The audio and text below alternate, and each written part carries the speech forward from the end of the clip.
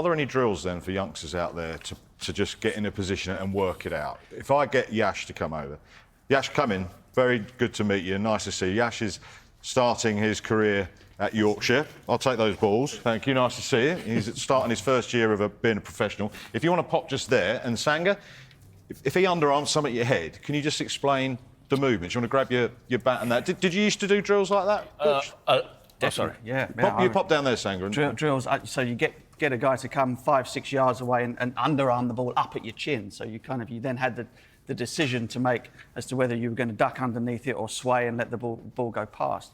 It's a really good drill, and do it with tennis balls because you can make a mistake. You know, you can afford to get one in the face. It's not going to hurt you.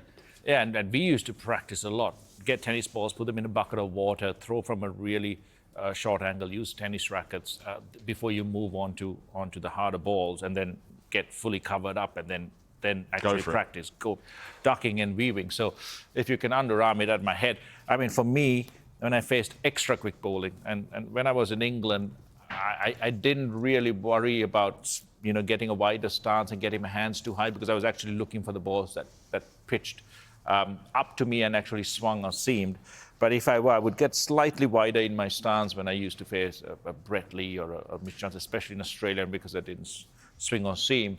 And I want to get my head in front. I'd be telling myself, just watch the ball and stay relaxed. I'd be waiting to play. And if it's not there, I duck. But if it's there, I hit. Or duck. The key is to have your positioning very consistent. You don't want to get into a stage where you go like that, because then you're completely stuck on that back foot. And sometimes you've got to ride the bounce and do it. Yeah. But then sometimes you have to take the risk of not being in perfect positioning. But if you're consistent in your movement and you practice it, head weight on that front side, keep that position going. Duck, go into the ball. Because even after you duck, or even if you're riding the bounce and trying to get bat on ball, when you finish, you've almost got to be going forwards in momentum rather than backwards. And that's one of the key things that I used to practice. And constantly, especially if we were touring South Africa, Australia, where we were going to be intimidated with the short ball. Just one thing, in terms of the line, I mean, if it's sort of here, you're instinctively going that way. Does it depend if it's here or here? It depends on the angle of where it pitches. So if it pitches anywhere on the stumps, because I'm moving back and across, and that's my fundamental trigger movement, I want to duck this way, where the ball goes here. If I go here and I find that it's on this side, that's when I sway. But the key is if I keep my head weight on the front side of my stance and on my front foot, when you go here and you see it, all you have to do is just bend your legs. Right. It takes you under the ball. And then if it doesn't bounce for some reason, then you've got to duck and weave or take a blow. Then you're in trouble. We saw Carey, though, get hit here because he got into that position. That surely is a massive no-no.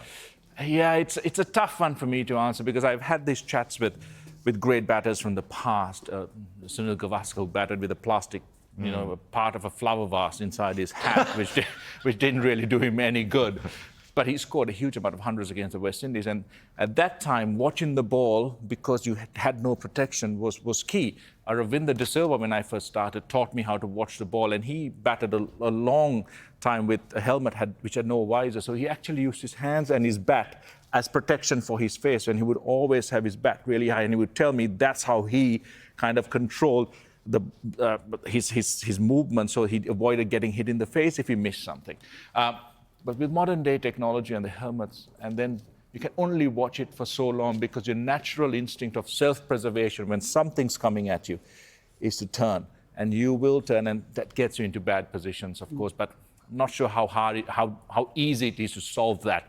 But one way you can do it is practice it more.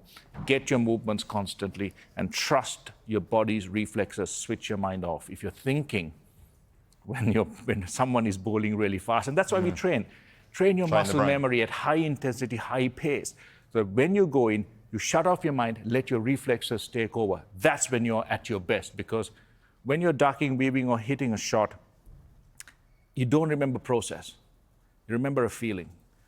Because if you hit a really good shot and you go, oh, that felt good, you don't remember where your bat was or what you were doing. So when you train your muscle memory and you go into bat and you're facing a quick bowler, trust your reflexes, your muscle memory to get you into the best positions and get you out of trouble or get you into good positions to hit the ball. Would you say batting helmets are possibly the biggest change to cricket? And there has been so many tweaks and turns. I think the only thing that has remained the same is the 22 yards. You've had back foot no balls, you've had uncovered pitches, you've got timeless test matches, you've got 100 ball games. Yeah. But you mentioned about Sir Viv Richards batting in his maroon cap. Could you imagine batting against someone like Andre Van Troos, who's the quickest you faced, in your Surrey brown cap?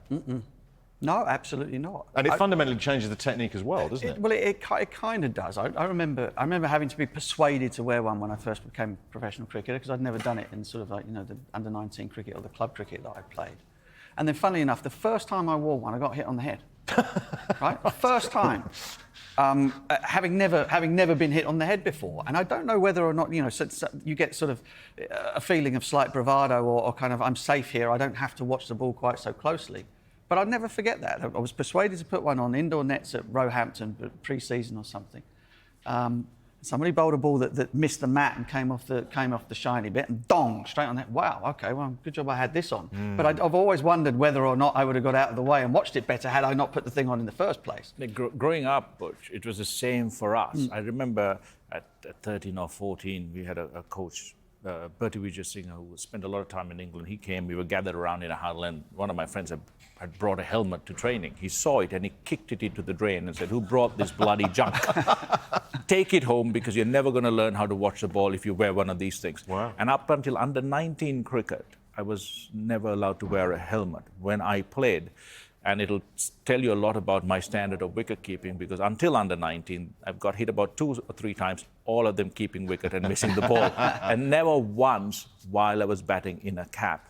But then, of course, with safety standards and the concern for kids, if my kids played the game, I will definitely have them, wearing a helmet. I was used, sometimes even without a thigh pad, I was asked to bat without thigh pads just to make sure that I would get bat on ball and learn to work the ball on the leg side and not rely on protection to get me out of the way if I miss it. So there were lots of things that is very debatable in terms of effectiveness, or should it be done or should it not be done. But when we were growing up, those were part of our training to try and get us into better positions, watching the ball better, all of it. But I think modern inventions of helmets have saved countless lives. And the thing with being a professional cricketer is that you play so often, and you play in all sorts of different conditions, and sometimes something can happen on the pitch and you make an error, or it's not your fault entirely. A ball flies off a length, you're not expecting it, and there's nothing you can do, and you wear one. That could be your livelihood done. Yeah. You get hit in the eye or something, or something happens. So you're absolutely going to be wearing a helmet without any question. I think. Again, things like the ramp shots and the scoops and all of these incredible inventive shots that people play now, and largely you wouldn't be putting your face down there if you didn't have a helmet Standing on. in that No, match. absolutely. Without a doubt, and we've seen from, I think, Nari Contractor, who was in hospital overnight with internal bleeding in his head. We saw the tragedy of Phil Hughes. We've seen so many nasty injuries. Fulton from Kent, wasn't it? Even with a helmet on, you get Or injured. Stuart Broad got hit by Varun Aaron. So helmets are, to me, it's been one of the greatest life-saving inventions for cricket, and that's something even today when I look at kids, you don't want them being shy and scared if they get hit once. Forget the injury, but it makes you really shy of the ball. So wear your protection, wear your helmets.